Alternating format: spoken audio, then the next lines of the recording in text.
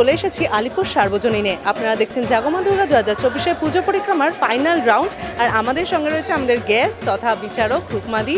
কীরকম লাগছে প্রথমে বলো, এত সুন্দর একটা পরিবেশ? শোনো, খুব টেনশনে, আমার নিজেরই টেনশন হচ্ছে, তার কারণ কাকে যে কত নম্বর দেবো বুঝতে পারছি না। যে প্যান্ডেল যাচ্ছে অসাধারণ, এটা তো অনবদ্য।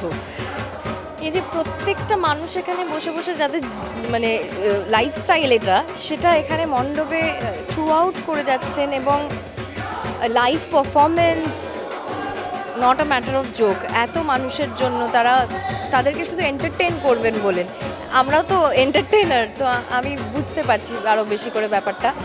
আর কনসেপ্ট টু গুড, ভীষণ ভালো লেগেছে।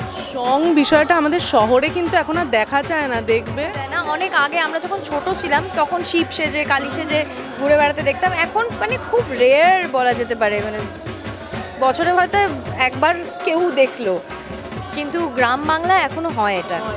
আর এই মানুষগুলো যাদের আমরা এখানে দেখলাম, তারা আমাদেরকে বিনোদন দেওয়ার জন্যই এত কিছু করে, তবে তাদের মুখগুলো দেখবে কোথাও একটা ভীষণ হতাশা, করুণ, এরকম একটা ব্যাপার।